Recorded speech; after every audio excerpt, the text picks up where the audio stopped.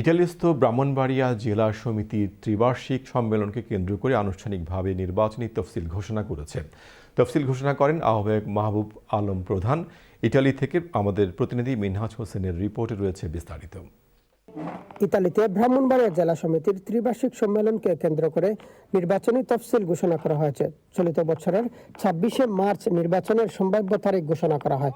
বিভিন্ন পদে মনোনয়ন প্রত্যাশী প্রার্থীরা ২৫ জানুয়ারি পর্যন্ত অনলাইনে এবং সরাসরি মনোনয়নপত্র সংগ্রহ করতে পারবেন।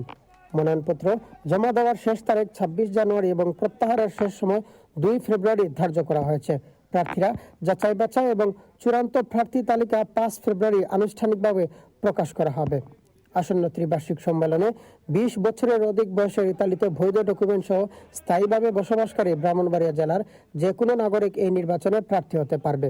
সম্মেলন প্রস্তুত কমিটির ঘোষিত তফসিল অনুযায়ী আইন কানুন সবাইকে মেনে চলার আহ্বান জানান নেতৃবৃন্দ। রাজধানী রোমের মন্তেভের্দে স্থানীয় একটি মিলনায়তনে আনুষ্ঠানিকভাবে তফসিল ঘোষণা করেন ব্রাহ্মণবাড়িয়া জেলা সমিতির সম্মেলন প্রস্তুত কমিটির আহ্বায়ক মাহবুব আলম প্রধান। তফসিল ঘোষণার পর থেকেই বিভিন্ন পদে প্রত্যাশী প্রার্থীদের মধ্যে উচ্ছ্বাস দেখা যায়।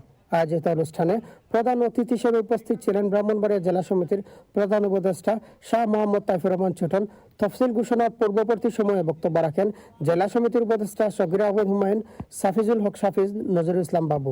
এছাড়াও তফসিল ঘোষণা অনুষ্ঠানে জেলা সমিতির সাবেক সাধারণ সম্পাদক শেখ মামুন সহ বিভিন্ন পদে মনোনয়ন প্রত্যাশী প্রার্থী সহ ব্রাহ্মণবাড়িয়া জেলার ৯টি উপজেলার বিভিন্ন সংগঠনের সভাপতি ও সাধারণ সম্পাদক সহ জেলা কমিটির সাবেক নেতৃবৃন্দরা উপস্থিত ছিলেন।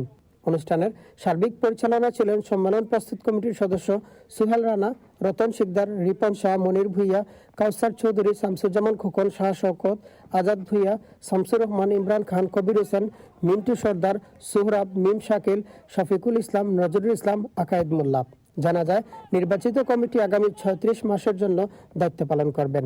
ইতালি থেকে Minhaj Hossain, channel S news.